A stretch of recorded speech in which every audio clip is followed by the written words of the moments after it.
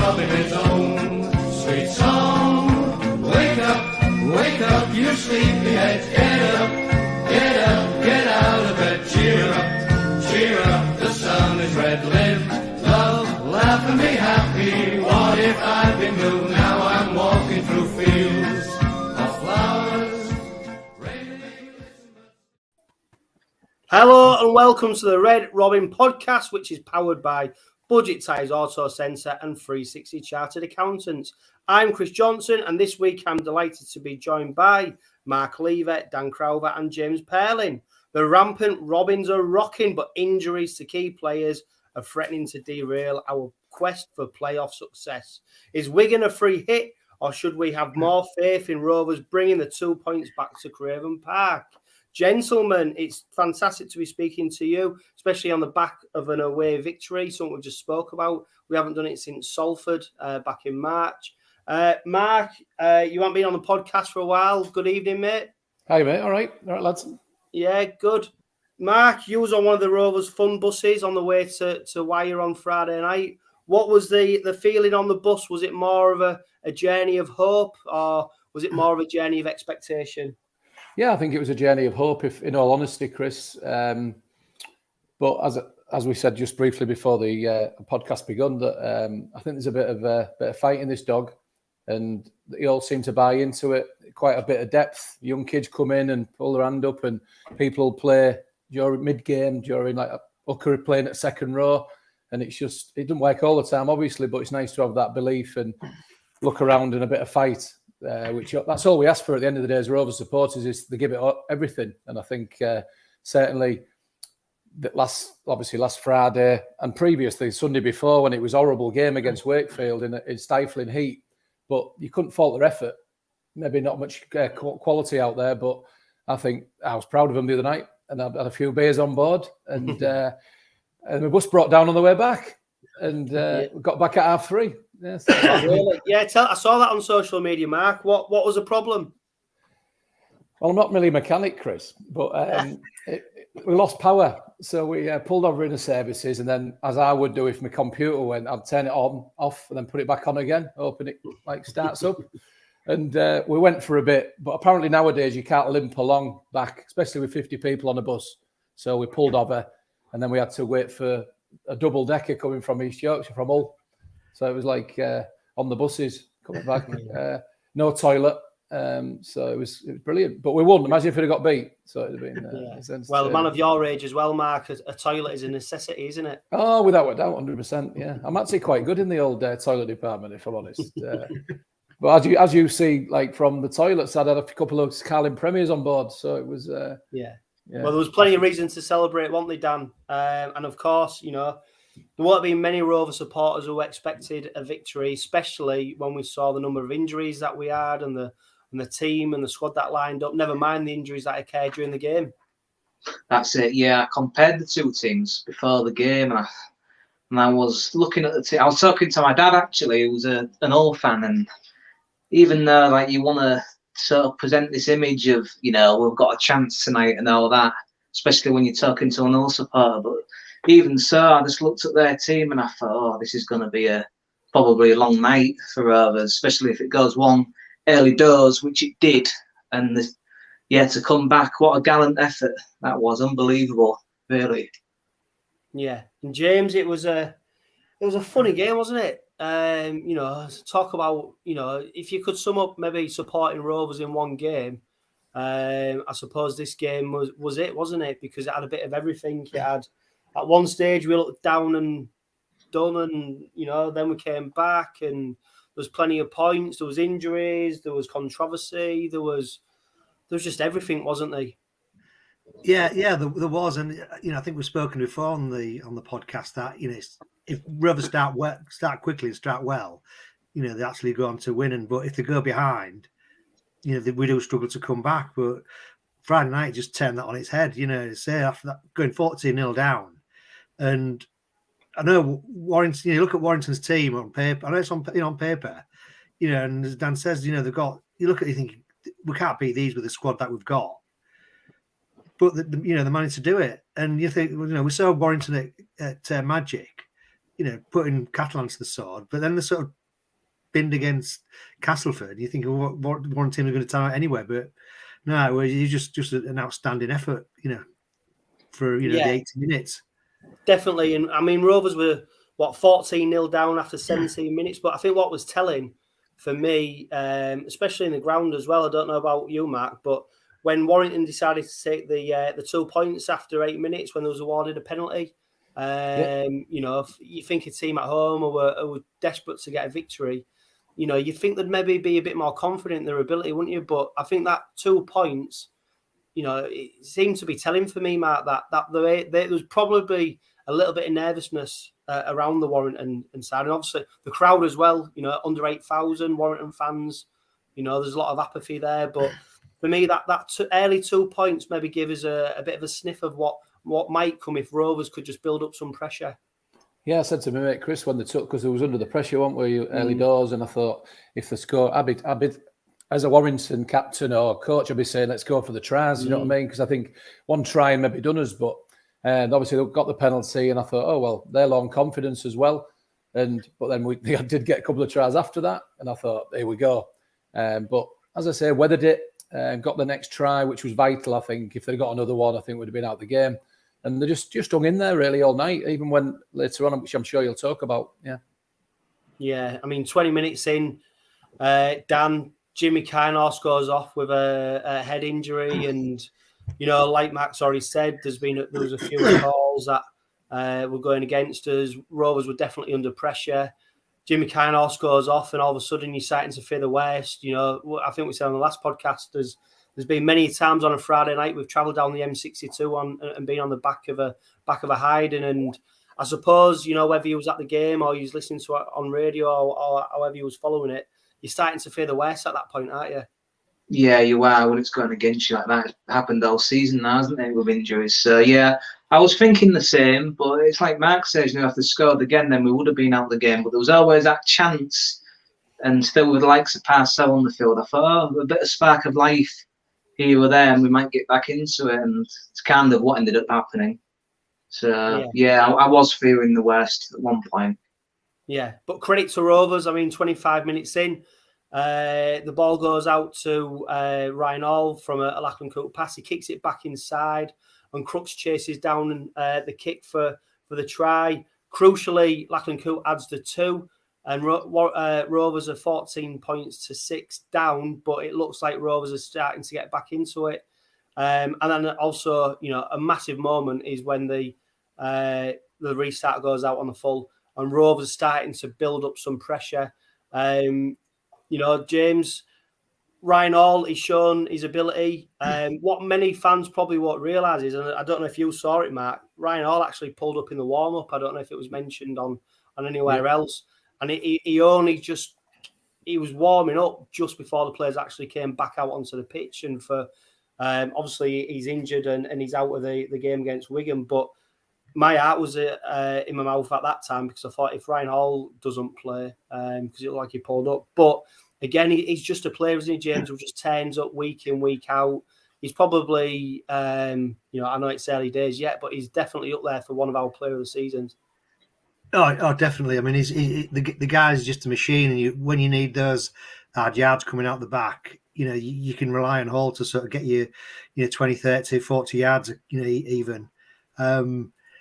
He hasn't scored as many tries recently, but I think it's that making the yardage, that hard yardage, that's probably been of more benefit at the moment, and just helps switch the momentum and puts a bit of gets you on the front foot again. And he's just an absolute machine. And considering his age, and you think he could easily come here for an easy a wind down, and he just hasn't. He's just the guy is absolutely class.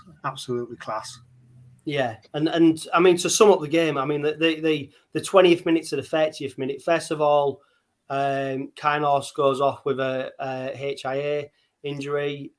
Rovers score a try on the 25th minute. Then Warrington kick it out on the 27th minute.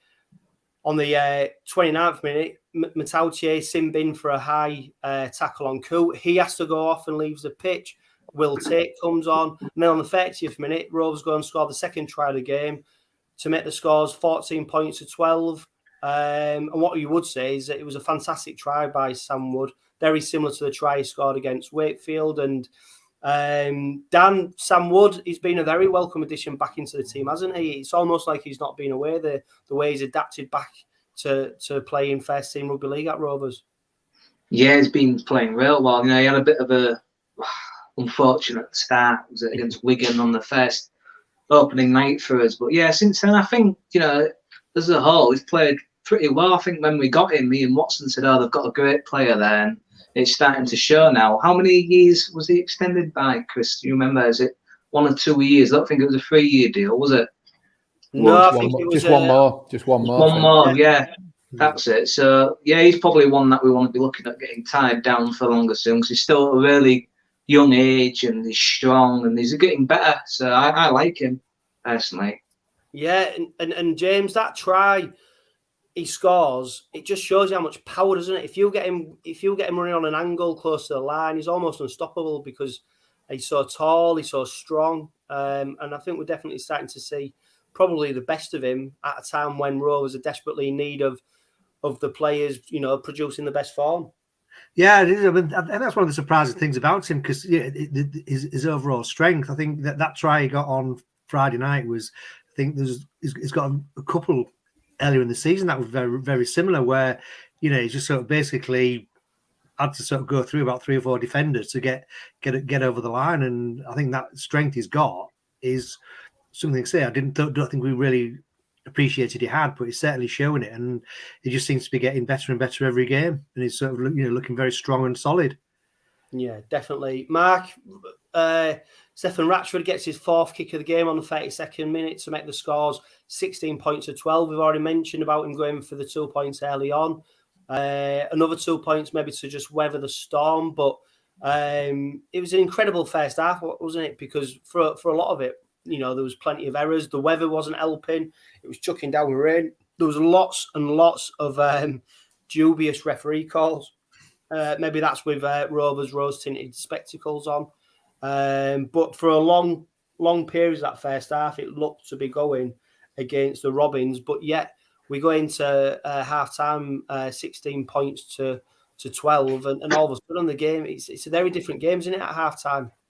I think we was all delighted with that. We took that, won't we, after 20 minutes sort of thing. And I think they'd probably sensed the nerves. They're a very nervous team at the moment. I think we would have been 2 or 3 weeks ago. They might have got beat, but I think just Danny's brought a lot of belief into this side, and he's had a good start to it. I'm sure it won't all be easy. But as I say, I've got every faith in this team. I've never thought there was... maybe after the semi-final, when obviously Smith had gone, everybody started doubting him a little bit. But I just think they had the stuffing took out of them. And I think that we look forward next year with all the recruits we're going to get. I think that we could have a really enjoyable season, hopefully. And I just thought second half magnificent. Just like last year when we beat them 19-0, really was against it then, weren't we? With 𝗔𝗰𝗿𝗄𝗎 played, Will Tate that night, Will Maher, and everybody just puts their hand up. Brilliant. Yeah, and James, I suppose, like we've already mentioned, everybody said you need to get off to a fast start. The team who gets off to a fast start will be the one who wins, and it proves actually maybe there's a bit of resilience in that Robin side now. The fact that we came from behind, it's definitely been a feature of the side, hasn't it? That when Rovers start fast, we seem to do well and we seem to get the victory, but we've maybe just seen a bit of a different side to Rovers, which is welcoming, especially when you consider how many injuries we've got, and a half-time score of 16 points to 12. If you're at home and you're not quite there and you can't quite see the game, even supporters was at the game, James. Nobody probably envisaged that scoreline, but that extra bit of resilience, that bit of backbone that Rovers fans have been crying out for a long time was definitely on show in that first half.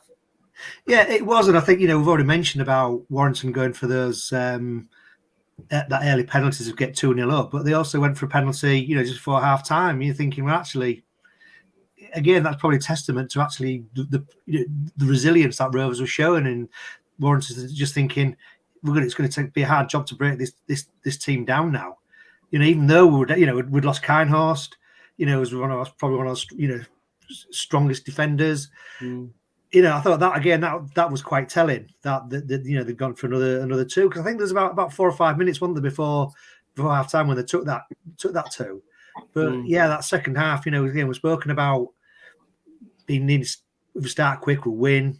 But that to be able to come back, I thought again was just outstanding, and just shows actually. I think whatever Danny's done in the time he's had him, he's certainly worked. He's worked. The 3 games they've had since he's been in charge, I think it's a totally different team to what it was in the previous 8 games before that. Totally different. Definitely, James. I suppose coming back to you as well, James, what kind of message do you think it sends to the opposition when you're quite ready to go for 2 points, when you're supposed to be the dominant team, you're the home team? I suppose some people will say it's smart rugby, it's game management, get the points on offer when you can, especially in wet conditions. But I suppose against a team like Rovers, it's a bit of a dangerous play, isn't it? Because we saw against Hull that, as long as you're in arm's reach, Rovers always have a sniff of going for coming back and getting more points on the board. Yeah, they do. I can sort of see why they did do it, but by the same token, I think it would have sort of really boosted Rovers to think, actually, they feel as though they're going to struggle to get through us, and that would have boosted their their mentality to sort of even go being stronger in defence. But you say, Rovers can, they can throw it around, they can create something from nothing. But going back to the type of the team that Warrington have got, they've got the same sort of players who could throw it around. And you're thinking, well, actually, they haven't got confidence that they can do it. I think someone like Jake Wardle, who's joined them, I think he's been really good for them. He's, he was that try he got was 60, 70 yarder. So that they've got the players who could break us down, but they just don't seem to have the confidence that they could do it. Yeah, and I think, Mark, there's 2 things that was crucial for me at half time. One was the fact that 𝐓𝐿𝐼𝐾 came back out. I think he has such a massive influence on the side. The second thing is we didn't concede early. We didn't, which has been a feature of Rovers so many times this season. Conceding a try within the first 7-8 minutes of the second half. Rovers didn't, and I think that was them 2 things were crucial probably to Rovers going on and getting the victory. Yeah, it was a welcome return to form for 𝗓𝐿𝐼. I mean, I think we'd all agree that he's maybe been a little bit last couple of 3 weeks, just a little bit off, certainly in his conversions and stuff like that, and made a couple of uncharacteristic errors. The drop at Wakefield, which could have cost us maybe in the end, but it didn't. But yeah, he's an experienced player, he's a quality player. And we play the long game now, can't we? Stay in the game, as in whatever sport. If you can stay in the game, as they say, them in front of their own crowd, which is, as I say, dwindling, 8,000, they're thinking, the fans don't trust us here, they're not turning out. So confidence, lack of confidence soon builds, and start looking at your shoulder and think, well, he don't fancy it. And hey, that's what happened on the night, thankfully. Yeah. And Dan, 55 minutes, Warrington going for their next try.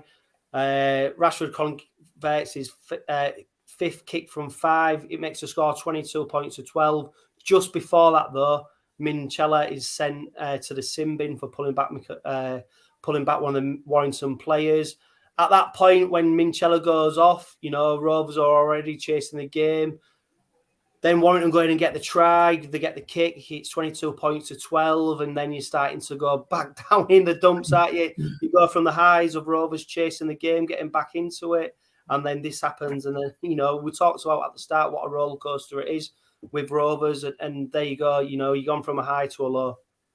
Yeah, it was a sucker punch. That was probably when you thought that there was probably going to get beat at that point. 10 points behind, man in the bin. So you're probably thinking that they might go on and score another. I think from what I remember, 𝗵𝗿𝗃𝗃 yanked back, is it 𝗵𝗿𝗃𝗃? And yeah. 𝗵𝗿𝗃𝗃 scored after the play was reset. So you're just thinking, oh, freaking hell, this is going to go one way. But no. That's it. It's just another example of how well they've done on that night. All the adversity, not just the injuries, but the scoreboard as well. No, that's I think the attendance was 7,500, by the way. So it's similar to ours this year. Our average has been low 7, hasn't it? So their gates are dwindling now, and the team's dwindling as well. They're only 4 points off the bottom, aren't they? Yeah. I think they'll stay up, mind, but still. Well, I think they'll stay up, Dan. I don't think that's in question. You never know, do you? Because the way, what Wakey, like, is it 24 years they've been in this league, the way they play, and they end up pulling it together, and then Toulouse are beating most teams, aren't they? So you never know if they keep losing. It was a bit of a gutting one, that, for a while, wasn't it? When you think about the way we came back. But I'll tell you what, I was on this podcast last time we played them, I was about to play them, and I said they've got a soft underbelly, and you wonder if in the dressing room, Maguire's probably touched on that, they're here to be got at Warrington. The fans are going to get on the back, go for it, and that's probably what happened. Definitely. And what really impressed me, Mark, about Rovers is, yes, we conceded during that spell when Minchella was sin-binned, but there were now some dogged defence in that 10-minute spell where it just gave us enough to keep in the game. Quite easily we could have folded there. Yeah, it seems to lift us, didn't it, really? Maybe that a bit of adversity, right? Was he skipper on the night, or would have been skipper? Who was skipper on the night? Well, he's vice captain. Yeah, he was. The captain, yeah. So maybe thought we've lost our skipper. We need to give us an extra 10% each, and we certainly did that. And as I say, it was like a roller coaster evening, and just one of those enjoyable but obviously petrifying evenings as well. And I agree with Dan a little bit. I'd love to see Warrington go down, though, if I'm honest, because we know they fiddle the cap every year, don't we? And it's always their year, and it'd just be lovely to see some. Like one of those bigger clubs, well, they think they are. See you later. You know what I mean? They need to go down. Yeah, it is. It'd be nice. But you obviously got Wakefield and Toulouse are obviously favourites now. And them 2 wins have just, thankfully, because I was starting to get a little bit worried, like all three of you was probably, that we're going to get dragged into it. When halfway through the season, we was thinking we bought our ground, we're getting momentum. And then all of a sudden we're panicking again, aren't we? Typical Rovers. But I think Touchwood will be all right now. Yeah. Yeah.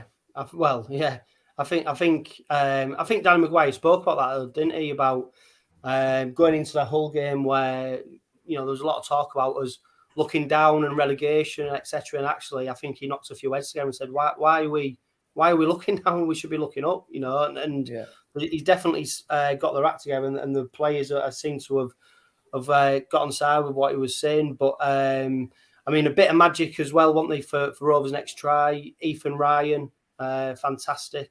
Beautiful catch, that, great kick in. It was like slow motion to see it happen. But 𝗵𝐵𝗿𝗁, James, he's becoming a bit of a trademark for us now, isn't it? Plucking these balls out the air and catching them on the fall and going down for the try. And I know we spoke about Sam Wood and 𝗵𝐵𝗿𝗁, that partnership out on the right and that height, what an advantage it gives us. But 𝗵𝐵𝗿𝗁 is definitely someone who benefits from Rovers' high kicking game.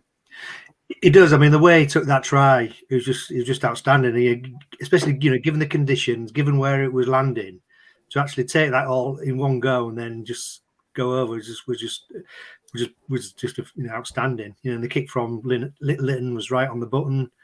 But I think 𝗵𝐵𝗿𝗁's quite an underrated player across the rest of the game. I think obviously we recognise how solid and reliable he is, but I think if you look at it, he must have a pretty good try scoring ratio, to games. So he's always getting the try, but I think defensively he's really solid as well. I think there's a few games where he has been, I think it was at the Huddersfield game where it was he should have been the man of the match, but he just putting some real strong defensive efforts in, and I think that's the side of the game that's really come on. And they didn't, we hadn't probably expected that, but he's just becoming into a really good, strong all-round winger.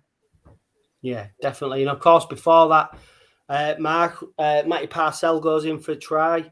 To be fair, Matty Parcell, I don't think it was necessarily his best game. I think 𝐁𝐮𝐝𝐿 played very well. Of course, 𝐁𝐿𝐿 moved around the pitch, ends up going into the halves because of Mikey Lewis getting injured. But another player, Matty Parcell, where if you're looking for someone who's a 7, 8, even 9 out of 10 every game, Matty Parcell is one who definitely puts his hand up for that, isn't he?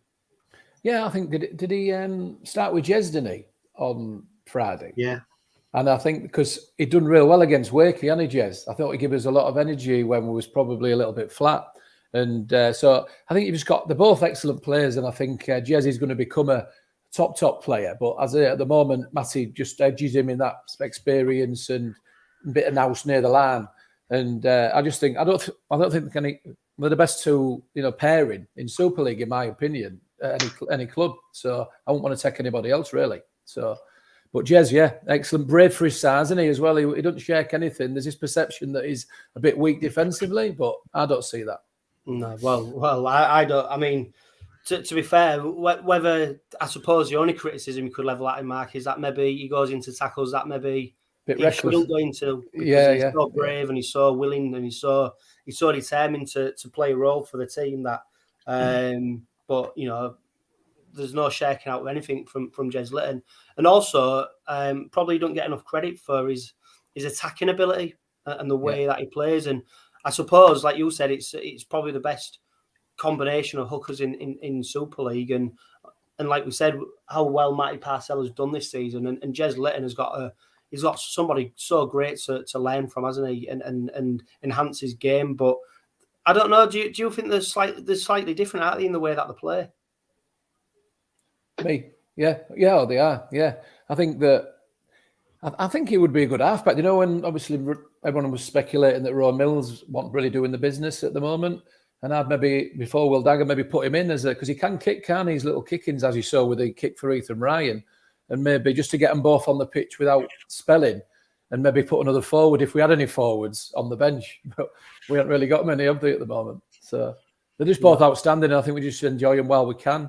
And I think Parcell kept strip feeding these 1-2 year contracts, and eventually he'll go home, won't he? And then hopefully Jez will become the senior figure. Yeah, definitely. And James, 10 minutes ago, Rovers are 24 points to 22 in the lead. I suppose this is when you start biting your fingernails, isn't it? And you're just hoping and praying that Rovers can hold on and find a victory from somewhere. Because the effort that they put in so far was definitely needed rewarding. It did, I think, you just got to take your hands off them. I think also probably indication of probably the fitness levels, considering probably by that time we're probably down to 1 inch change left, and that sort of disappeared in the next sort of 2 or 3 minutes. To actually be able to, withstand that pressure they had in the first half in those sort of conditions, to come back at Warrington twice and, to then get the lead, you're thinking, God, how the hell are they going to hold on to this? But they did. I think as we said earlier, said in the podcast, they've just got some real grit in there now and some real character that says, we're in the lead. You're not going to take it off us. Yeah. And then with 3 minutes to go, Will Daggers puts a high bomb in. Warrington spill it. Sam Royal goes in for his first try of his Hull Kingston Rovers career. Most importantly for me, though, Lachlan Cooke gets his 4th kick from 4. And I suppose, Dan, it just highlights how important kicking is, doesn't it? To go 4 from 4, especially when your opponents, Stefan Ratchford, is also, is kicking really well. It just highlights how important it is to get them 2 points. Yeah, it can be the difference between winning and losing, can't it? I think in that game against Warrington, it gave us that confidence, when you kick it, you can just feel it in the core that yes, it has that effect. And like in the old game, it had a detrimental effect, I suppose. I know it's a bit of a touchy subject in it after what happened on Twitter with all that with the podcast, but yeah, in that game, it was like it went the other way, shall we say? Yeah, and great to see people join us this evening. Mike Allen, he's put. I was in the wire end when they're winning. Everything was rosy and happy, but when we came back, they were really nasty towards Powell, and it's something that Dan, our guest from Warrington on the last podcast, mentioned. He said, "Look, it's a really toxic atmosphere. When things are good, but when it's bad, it's very bad." And I think ultimately Rovers capitalised on that. And I don't know if Rovers players got a sense of the atmosphere, but you could definitely see things turning. I suppose if we go back to the start of the game and we see the lineup, Mark, how surprised was you to see Will Tate line up on the bench? I was, because I read your Red Robin podcast post on the thing, and I thought, where's he playing? Prop in or second row? And then he was on the bench. You must have got some duff information, did you, Chris? But I really like the kid, though, by the way. I think he's going to be a top player if you can get him enough game time, which hopefully we might not do if we keep our best players fit. Just while I'm on that point, about Ryan Hall, I did see him obviously having 2 fitness tests, really, and I think he popped his calf, which just shows you the level of the man, really, to just put his hand up to play. And it's probably done him for the rest of the season, unfortunately, but I just think he's been the best signing for 3 or 4 years for Hull Kingston Rovers. I just think he's a top professional. Yeah. Yeah, definitely. Will Tate is, I suppose, James, the fact Will Tate's on the bench, a position he's probably not accustomed to, the fact he comes on and plays, a variety of positions. He plays, he's on the bench, he's off it, and it probably epitomises Rovers' performance as a whole against Warrington, isn't it? Where it seems to be a bit of a back-to-the-wall performance, yet everyone dug in and did the job, and it was almost like they was doing the job for the badge and they're doing it for the supporters, and it was almost by hook or by crook that they were determined to get a victory. Yeah, it was, and I think you look at Will Tate, as you said, he's had a number of games, and I think he never lets anybody down. He always looks really solid, and I think, as Mark said, he's going to be a really good player for us in the future with more experience. I think he reminds me very much of he's a bit like Jimmy Kinehorse, really, isn't he? He can come, Will Tate can come on, he can just cover any position. And like I say, I probably wouldn't expect, it probably, didn't he in the playoff game last year play in the middle? In the end, within the last 5 minutes, he's playing at prop. Yeah, I think he did. I think that's a sort of, that's the sort of player we want. Just prepared to come in, dig in, and just put the hand up and put it in. Do it for the team and play as a team. And that's what we had on Friday night. And I'm amazed we've got this far without mentioning Corbin Sims. Well, don't steal my thunder yet, James. But do you know what? It's half an hour to go yet, James. You'll go for it. I just think, it's almost like with Corbin Sims has been a light switched on since Smith's gone, and it's sort of, I don't know whether there was the fallout was with him and Smith, and now Smith's gone, and Maguire's giving him a rein. He's just a transformed player, and that offload for Parcells' try, I've watched it so many times. How the hell he got that ball out, I do not know. Yeah, well, just to play devil's advocate then, James. Yeah. Corbin Sims' recent form has improved since he's learned he's not getting a new deal at Hull Kingston Rovers and he's now in the shop window. Possibly, yeah. But also probably the pressure on him is also thinking, I'm going back to my family. Yeah. So the pressure's off him, and that's probably what might be playing on his mind. You don't know. There was actually in front of me the absolute Corbin Sims hater. In front of me, and of course that first try of theirs, he did miss the tackle, didn't he? Yeah. And then there was a bit of people stood in front of him because they took loads of beer and were overscored after that, and there was a bit of verbals, And in fairness, he did play his best game for Rovers, in my opinion. And 18 carries, won it. He didn't make a lot of meters, but he was just putting his hand up like they all did. And To be fair, he did 31 tackles. He did 2 marker tackles. He made 18 carries, and he did 102 meters. And then he did 2 offloads, which is probably stats-wise the best he's probably done at Rovers. And what I'd say as well, James, is, do you know what? If he's putting himself in the shop window and that form leads Rovers to a playoff place, there you go. That's life, isn't it? Yeah, but at the end of the day, he's putting himself in the shop window, but at the moment, Rovers are getting the benefit of that. Exactly. So, I'm not complaining. I think there was obviously something that's gone on between him and Smith, and maybe 3 or 4 other players. I think 𝗵𝗿𝗄𝗃 was very quiet for a long period of time. You don't know whether they fell out. And it's like anything, whatever sport you played, we all know that you can't get on with everybody, can you? So he's probably thought, and Maguire's using it to his best device, isn't he, by saying, here you go. And it'd be nice to get Albert out there, wouldn't it, as well? Well, yeah. Yeah. Steady on. It would, yeah. But I suppose, Dan, like we've already alluded to, something wasn't quite right with Corbin Sims, because I think there was one point where he didn't even get named in the reserve side. and there was no reports of injuries or anything like that. And he just got frozen out the side. But he's come back. He looks hungry. The only thing I'd say is he don't need to smash someone every single time he goes to tackle them. Sometimes you just have a bit of composure, because he looks like he wants to nail someone every single time he goes to tackle them. Yeah, I think that's him, isn't it? Maybe he does need to cool his jets a bit. I heard that he likes around the golfer too as well. That seemed to be the case, didn't it, for a long time with the old Smith thing that you mentioned. But yeah, the other thing with 𝗵𝗵𝗿𝗁 as well. So I remember Keith Pollard coming on here and saying that he was our best forward, and so many people laughed at that. And I'm not saying he is our best forward, but on the I was going to say, Dan, let's not go too far. Well, you know what? It's subjective, innit? On the last 3 games, he probably has been our best forward on those 3 games. But it makes you think, if he was playing throughout the whole season, how would have his season played out? How would have his future at Rovers played out? But we'll never know, because something has probably happened between him and Smith, and it's a shame, really. I do find it a shame. I mean, imagine Sims how he's playing now, and someone like Jesse Sue in the pack next season. Can't be like that due to the quota system, but yeah, would have been good. It's a shame. And whilst we're heaping praise on one prop, there's 2 more I think that deserve a special mention. One of them is the King, 𝐁𝐮𝐭.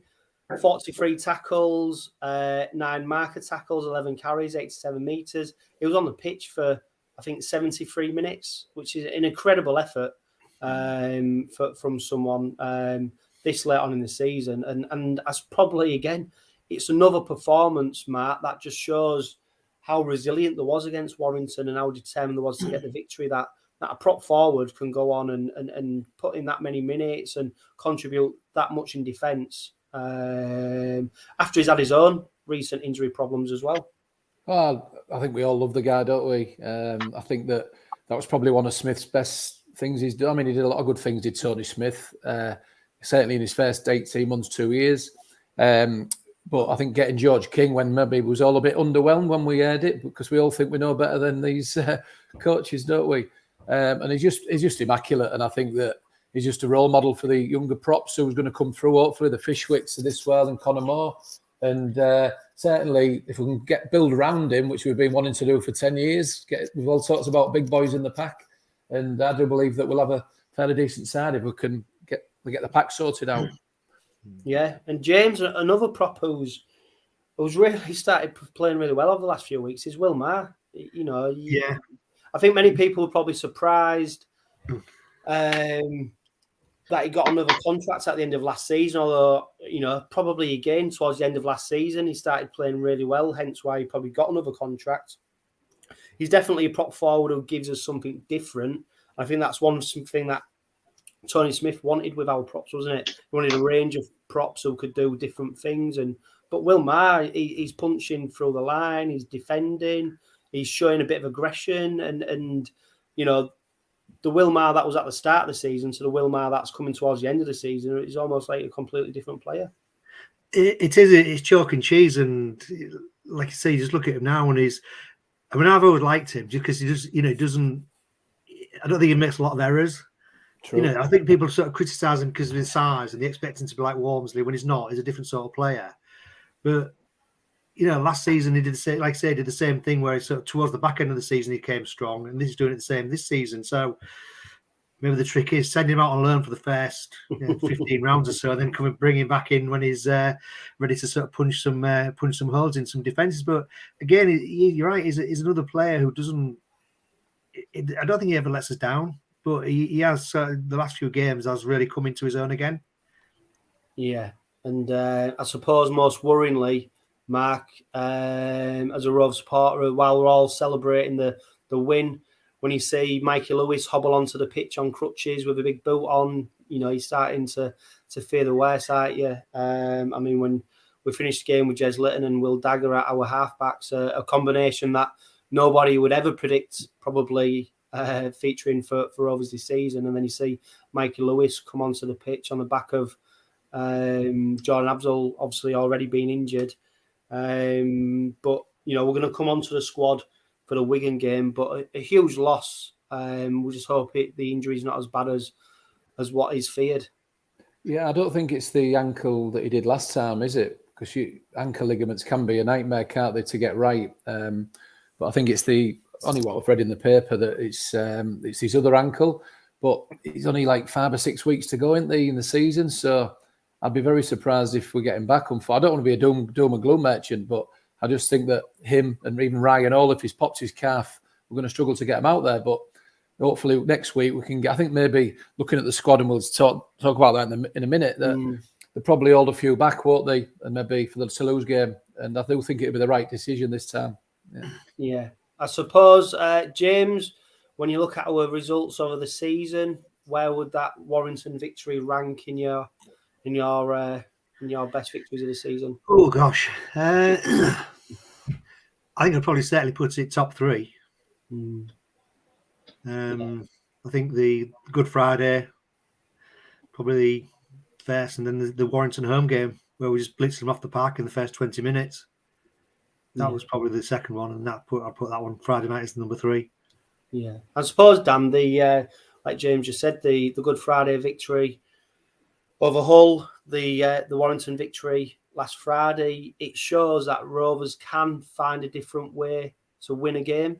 We're not, obviously we haven't been on enough occasions this season, just champagne rugby. We've shown that we can play a different way, which is important, isn't it? Because for a lot of time this season, it's almost looked like we haven't got a plan B, and we've not been able to find on enough occasions another way of winning a game. Yeah, you need to do that over a season, don't you? Because at times the fixtures have become more congested, so the fitness levels aren't what they were at the start when you're raring to go. Another one was the Toulouse, was it Toulouse and all, I believe, how close they were. That was another one, and Cass in the cup as well. They had a lot of adversity in that. I remember there was this horror show picture of Mikey Lewis and Jordan Abdul being injured at the same time. All those kind of games, they've come through it, so they've got a lot of character, to say the least. So yeah, it's been good in that sense. Definitely. Going back to Mikey Lewis, Adam Wadforth, who's watching on Facebook, he's put Lewis probably didn't help himself staying on for several minutes when injured. I admire his bravery in wanting to carry on, but if he's injured, he needs to go straight off for the benefit of himself and his team. I suppose, though, Mark, that just typified the performance, innit? Everyone was digging in. Everyone wanted to be part of it. Nobody wanted to let the team down. And what you would say about Michael Lewis, he might not be the biggest player, but he's definitely one of the bravest players on the pitch, because he's just fearless, not just with ball in hand, but the way he plays in defence as well. He's a proper street fighter, isn't he? I think that he's just going to have to rein it in a little bit as he goes on. Obviously, he gets more experience, but hey, isn't it great that he's in our changing rooms and he's playing for Hull Kingston Rovers? In my opinion, we should just cherish it. And he's certainly antagonising the opposition a little bit, which we all love. And but he'll tackle anything. Yeah, he's tackling his defence wasn't great, was it, a couple of years ago? And it's not going to be, but he's an halfback, and if he keeps creating and scoring tries at that young age, I just think the Wells is oyster, and hopefully it's with Hull Kingston Rovers. Yeah, and what you would say as well is under the tutelage of Danny Maguire, he's not going to learn off anybody better, is he, in terms of how to play the game. And I suppose it's a fine line, isn't it? The way he plays, you've got to almost give him a bit of a free license, haven't you, sometimes, to let him dictate what he wants to do. But we move on to the Wigan game. The games are coming thick and fast, aren't they? We could have probably done with this Wigan game being on the Sunday rather than the Thursday. It might give us just a few more days to get bodies back, etc. Before we go into the squad and we say who's named, James, what are your views on the game as a whole? Because I suppose the Warrington victory gives us just a bit of breathing space in that push for the playoffs, doesn't it? It does. I think it's taken away. I mean, I was sort of a few weeks ago, anxious that we were sort of looking potentially relegation dogfight. I think the last couple of games have, I think, taken us away from that. So I think we can look forward with a bit more confidence.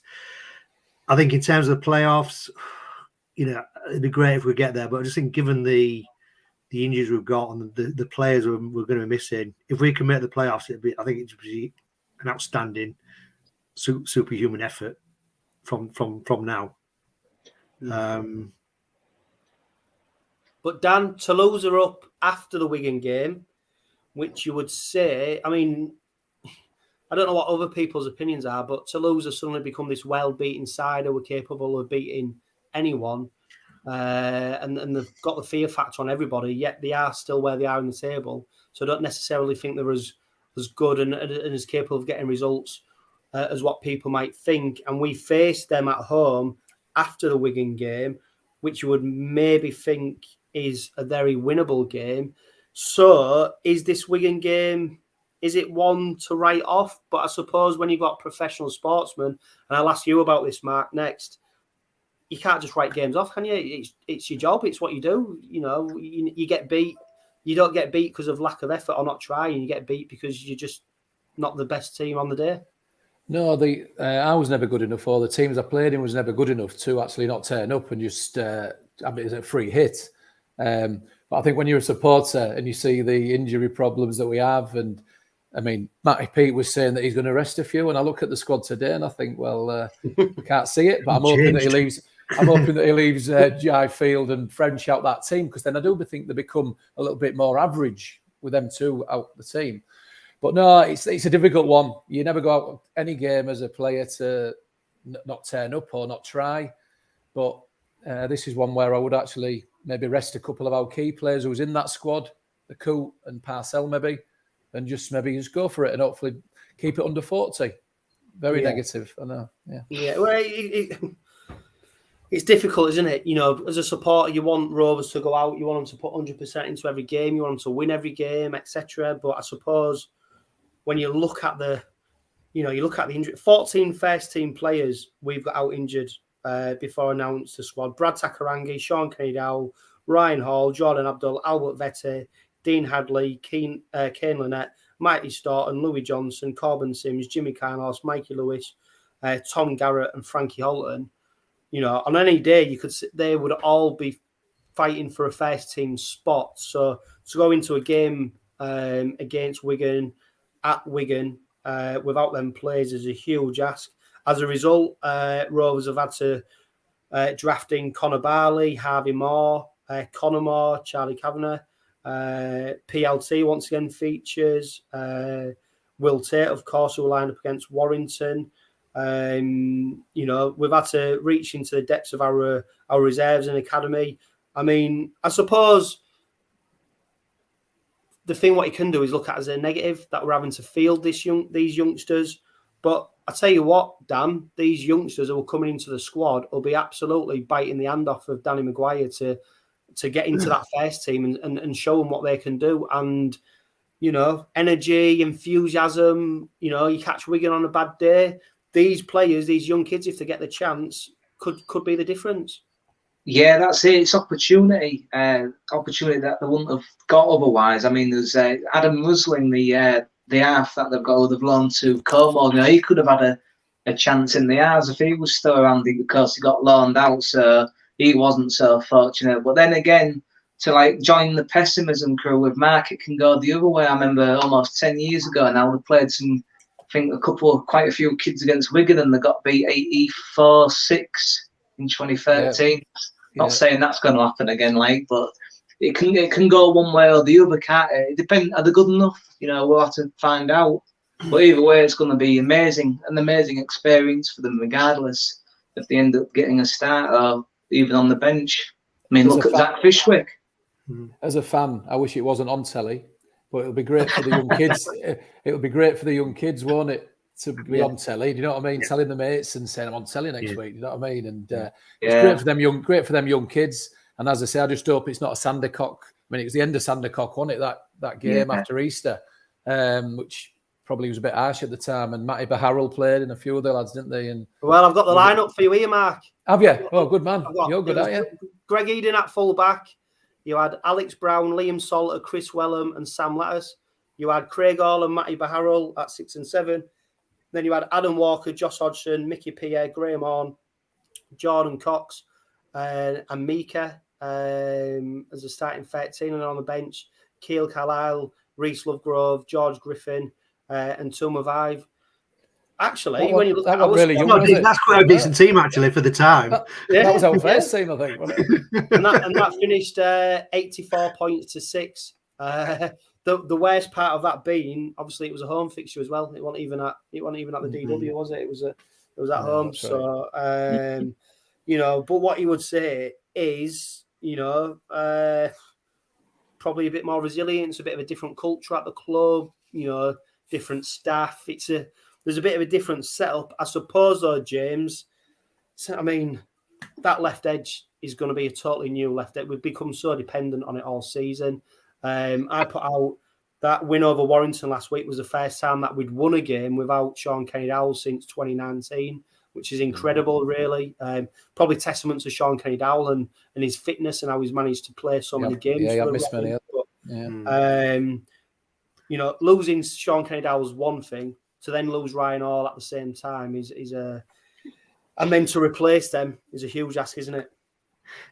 It is, but then you think he was probably going to replace him with him. When Crooks played left centre on Friday night, I think he had a solid game, obviously scored a try. And then I can imagine they'd probably put 𝗖𝗵𝗿𝗁 in as a straight replacement for Ryan Hall.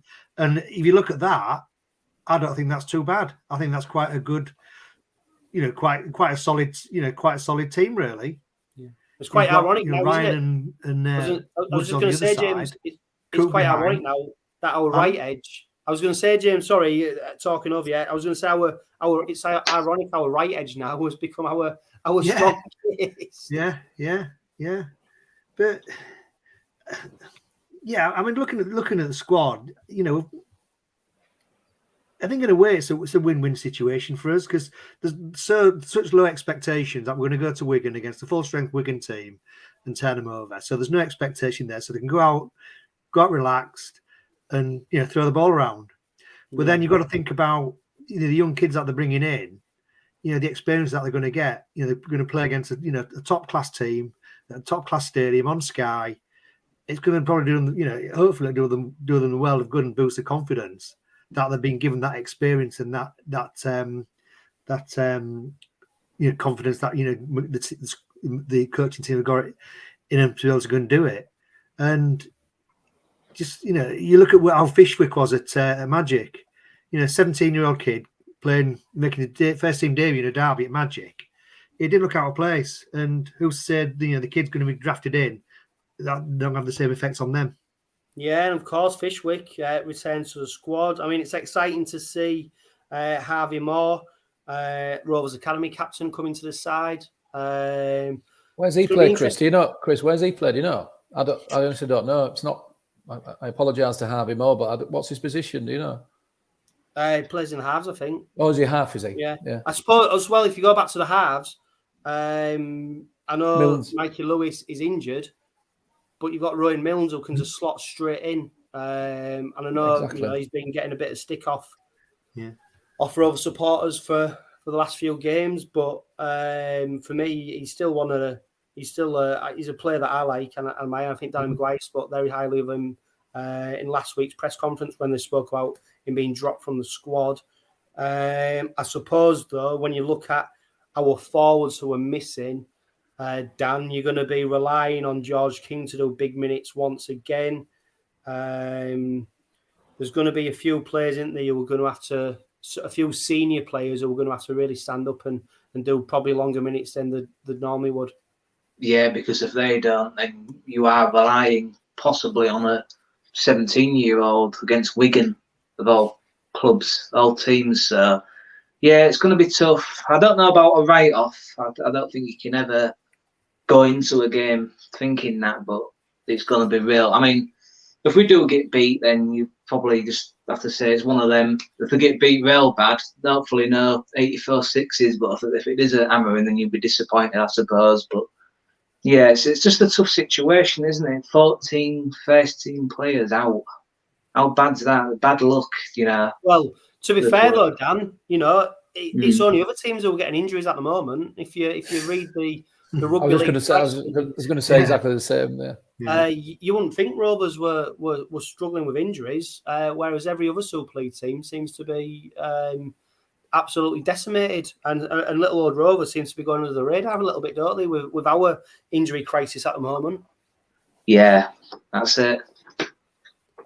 Yeah. So if you're, I'm just trying to predict a starting lineup, and it's quite telling that if you look at the first 4 players in the 20-man squad, interestingly 20-man squad, not 21-man squad, so we can't even name a full quarter of players in the squad.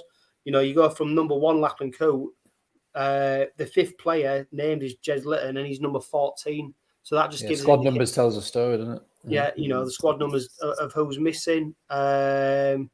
So to try and pick a starting lineup, I don't know if any of you gents have tried to predict the lineup. Have a go. Yeah. Go on then. PLT. Right. Right. Ryan, Barley, Crooks, Tate, Milnes, Dagger, King, Lytton, Marr, Wood, Royal, Minchella, Richards, Fishwick, Moore, Kavanagh. Yeah. Any advances on that?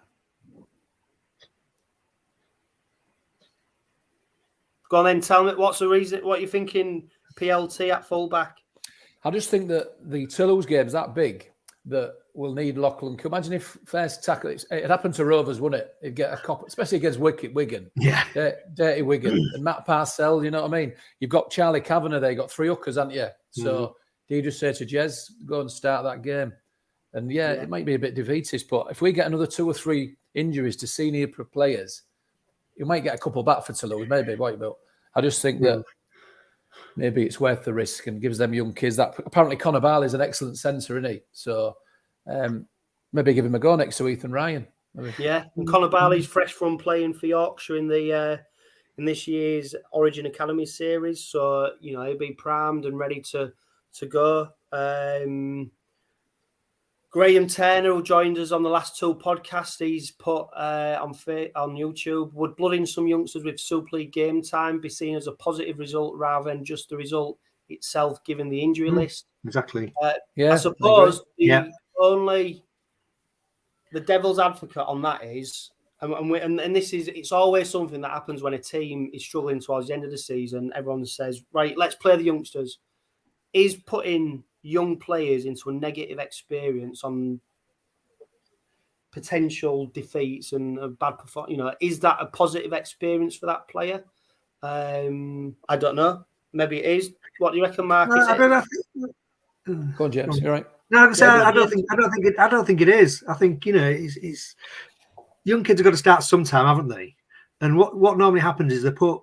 You get a young kid, if you're a young kid playing against somebody like, no disrespect to these, a League One team or a Championship team at home in the Challenge Cup. When there's nobody there, it's a sort of dead atmosphere, you win easily. For me, if you're going to play, if you're good enough and you're considered good enough to have a squad number and be in the first team squad of a Super League team, then the coaching staff have the confidence in you to play against the top class teams. And for me, if I was a youngster, I'm thinking I'm going to give it a good go. I'm going to bust the gut here and show that actually, I am worth my place. And they're going to, the chances are they're going to get beat. But you look at the Saints against Castleford early in the season when Saints just basically played their academy team. They got beat, but you think of that experience that they've got now from playing in there. We're sort of seeing the benefit of that with Sam Royal to an extent. So it all helps. It's bringing them on. Gradually. It's not the good. They probably won't play too many more times to the rest of the season. But as I said earlier, go out at somewhere like the DW Stadium in front of the Sky cameras against a top class team like Wigan, it's going to do them a world of good. Yeah. Now I heard, and this was on the back of the. On the derby game at Magic Weekend, which is why Hull FC brought in 3 youngsters from rival teams. That if once you make a Super League appearance or a first grade appearance, that the club is bound by the RFL to offer that player a certain contract or a certain deal, which would be interesting to see, because if Rovers go with, obviously, you'd imagine that out of the 1, 2, 3, 4 players who were named in the squad, that depending on what contracts they are on, whether that would have any ramifications on them having to offer a contract. And apparently that's an RFL ruling. So if anyone's can correct me on that. But I think that's why Hull had to bring in the players that they did rather than risk playing any academy players. So yeah, it'd be interesting to see how they go. But did you pick a team? Did you pick a team, Chris? Mate, I'm scratching my head here because there's a lot of unknown there, isn't there? There's a lot of unknown. Yeah, well, as I say, I don't no disrespect to the players, but I don't get to see the A team or whatever, so I didn't know what Harvey Moore. And like I get your point about 𝐓𝐵𝐿𝐴𝐶𝐿. Do you wrap them up and say, but then hang on, you bring a player like 𝐓𝐵𝐿𝐴𝐶𝐿 in for his leadership, for his experience, and you bring him in for games potentially like this. Is he going to be enough to win the game? Who knows? I think it's going to be a fantastic opportunity. I'd say maybe PLT might be closest to playing. I think he was 18th man on Friday. He spent a lot of time out on the pitch pre-game with Dave Hodgson, and maybe he's close to playing, and maybe we might see a change around. And what you would say is with 𝗓𝐿𝐴𝐶𝐿, Rowan Milnes, Will Dagger, Jez Litton, Matty Parcell, there's an opportunity there, isn't there, to play with a ball in hand and play a bit of rugby league. Looking at that team and that 20-man squad, you wouldn't say it's going to become an arm wrestle and we're going to try and batter them, would you? We're not going to go toe-to-toe down the middle with them, as well as, players like Will Mars being playing. The loss of Corbin Sims is huge. I think it was you mentioned it, James. So frustrating that 𝗷𝐵𝐿𝐴𝐶𝐿 is not fit. I think he's got an abscess now. So a different injury. So I think it was a groin injury prior to that. Probably the story of his career, isn't it? That just when he's got the opportunity to really cement a place in the side, once again he's missing out due to injury. Yeah, it is. I think say probably would have come good. I think he's got an abscess, so unfortunately he's not going to be around for a couple of weeks, I would have thought. Yeah, but with Danny Maguire at the helm, he's no stranger to playing Wigan, and a game plan that. Creating a game plan where we could potentially be in an opportunity to win. I suppose what Danny Maguire demands from the team is, outrun them, out tackle them, don't leave anything on the pitch.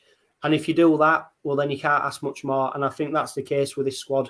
That's the case with this game on Thursday. Do what you can do it to 100%, leave everything on the pitch. And then the result is what it is, isn't it? And we'll see where we are at the end of the game. But who knows? It is literally, let's be honest, nobody expected Rovers to go to Warrington and get a result. We did. And Rovers have shown, before that we can get a result. So let's see where that takes us. Other games that have coming up, the Leeds Rhino game is now being moved to Sky, which means our next 3 games are all on Sky TV. I guess that's because we're such an entertaining rugby league side, and maybe Rupert Murdoch's been on the phone saying that the viewing figures on Sky Sports are down, so we need to boost viewing figures. What can we do? Get 𝐿𝐵𝐿𝐴𝐶𝐿 Rovers on Sky Sports. That'll increase the viewing figures. There's no doubt about that. That'll kick off at 8 o'clock on Friday, the 12th of August. I suppose a bit of bad news. Rovers were fined during the week, weren't they, for homophobic chanting. I suppose we're all in agreement, aren't we, that times have changed. What used to be acceptable in years gone by is no longer acceptable. And of course, as a club, we welcome anyone to Craven Park, and we wouldn't want anyone to be fearing that they can't come to the game because of chanting, etc. So hopefully the club will put measures in place to improve that. And a big piece of transfer news, which has already been broke. I think the club are a bit late to it after Willie Peters announced it on a podcast about a month ago. Jesse Sue is now confirmed as a Hull Kingston Rovers player. He's going to be an exciting player to watch. He's only played in the NRL this season 4 times. I think a total of something like 36 minutes, but he brings with him some pedigree. James, as exciting as he is, he's aged 30. Are you surprised to see him given a 3-year contract? Yeah, I probably was actually.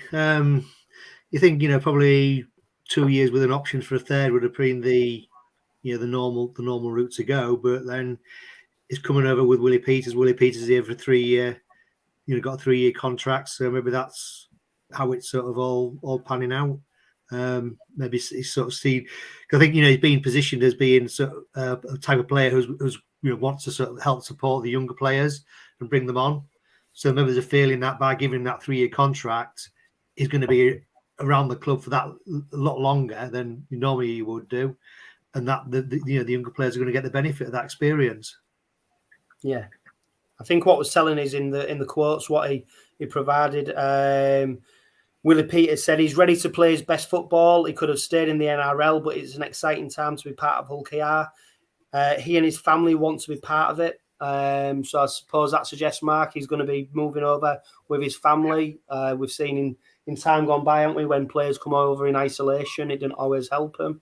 So it seems that Jesse Sue's coming over and fully investing into Hull Kingston Rovers, as is Willie Peters.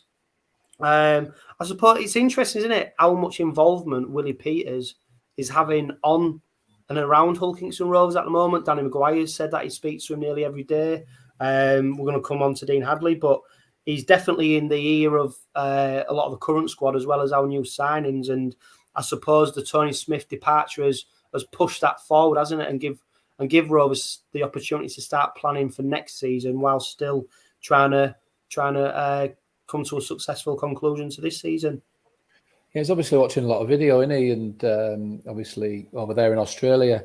And I think with the Jesse Sue one, I think we all probably thought it'd be a 2-year deal.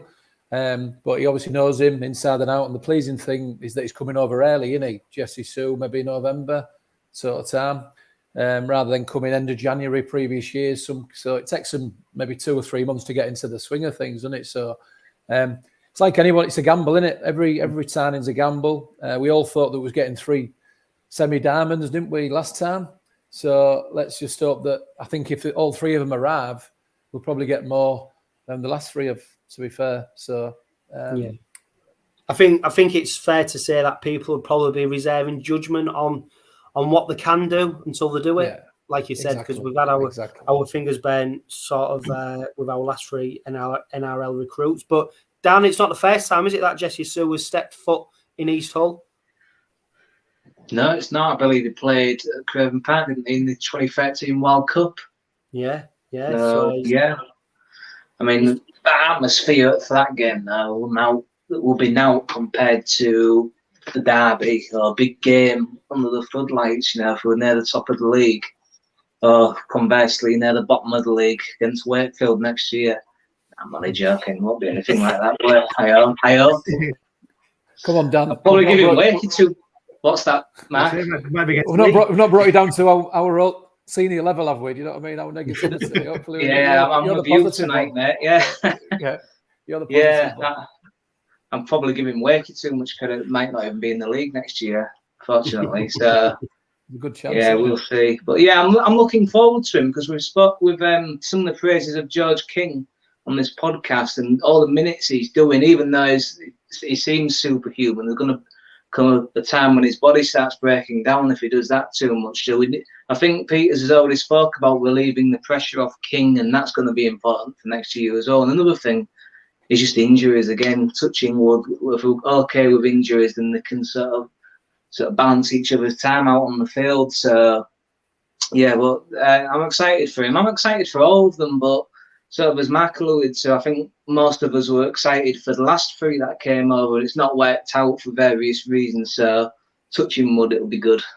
Yeah, and when asked what he'll bring to Rovers' side, Jesse Sue said, "I'll bring a bit of leg speed in the middle, strong defence and some aggression with energy to lift the boys up during the games."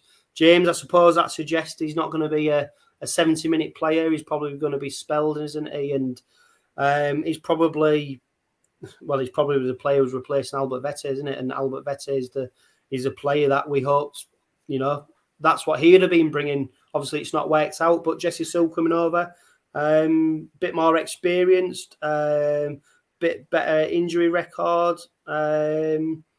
Yeah, let's see what he can do.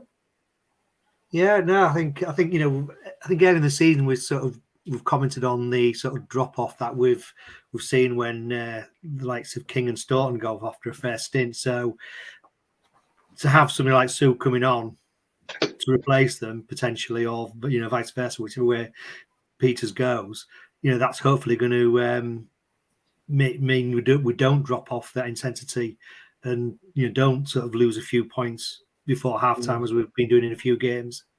Definitely, and it's almost gone under the radar a little bit, hasn't it, Mark? But the fact we've been missing Matty Staunton has been so impressive this season, as he was last season.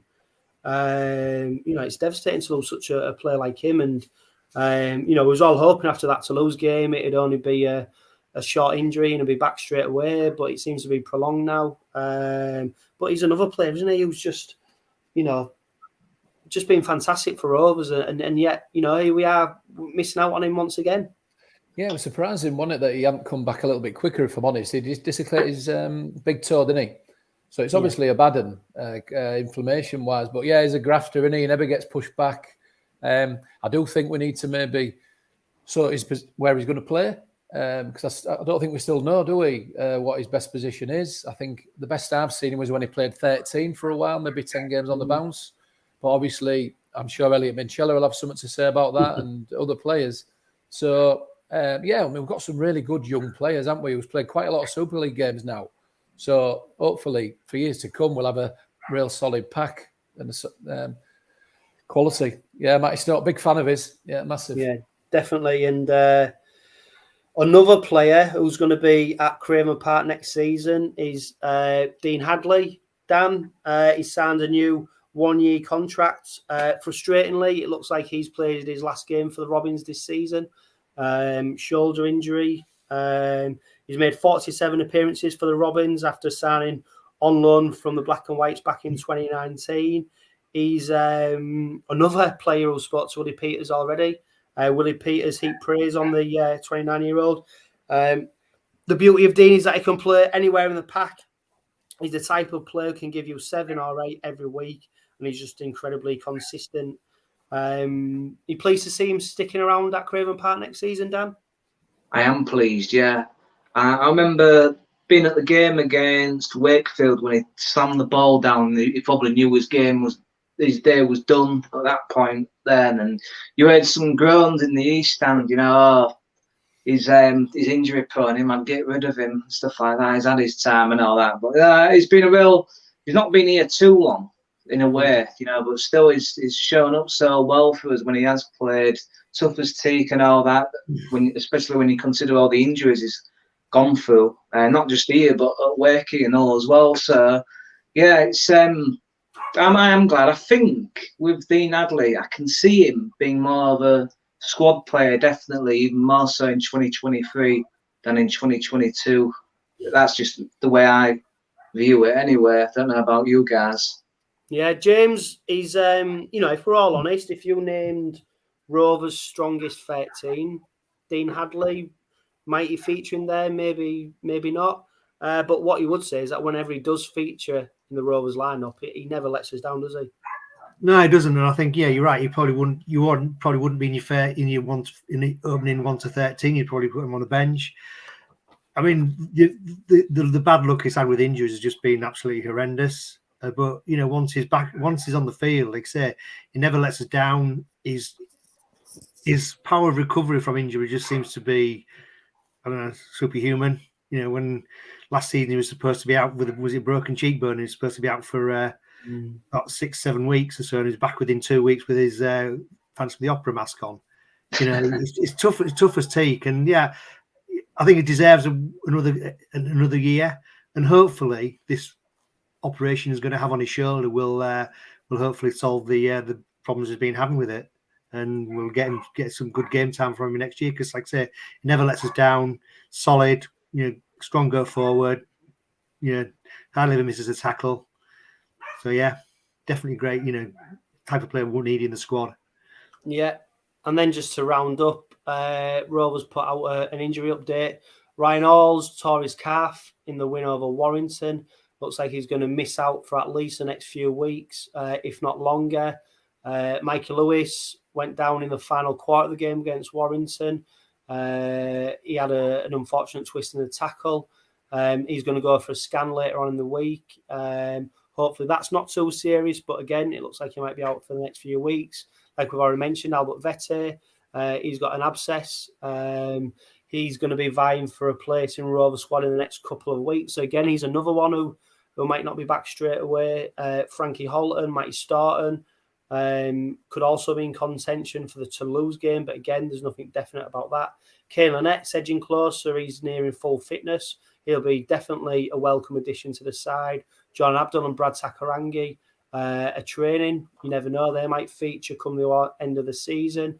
I suppose frustratingly, lads, and I don't know about you, one player who seems to be is a constant omission from the Rovers injury update is Tom Garrett, and that's not necessarily because we want him to be playing this season.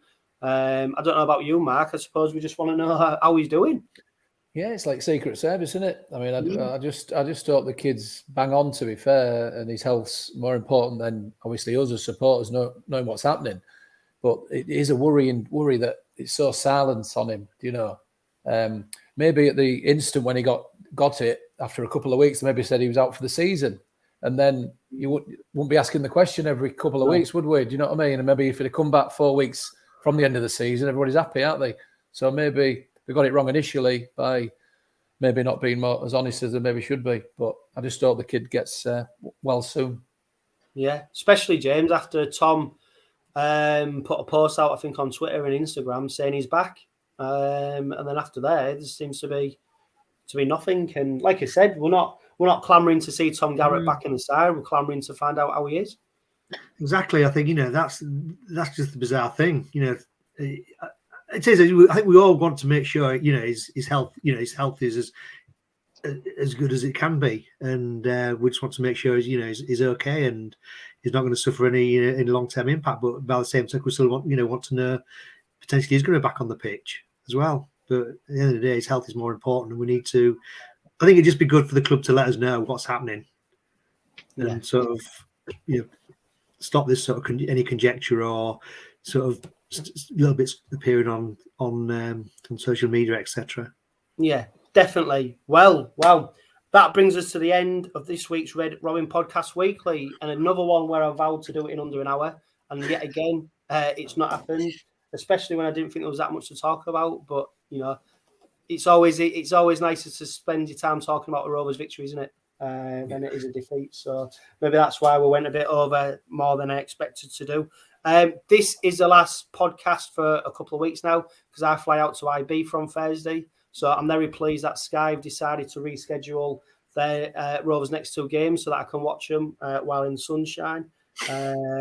Hopefully when I return and we do the next Red Robin Podcast Weekly, we'll be talking about two victories for the Robins. That would be a very welcome present, of course, before we head into that massive game against Leeds Rhinos potentially.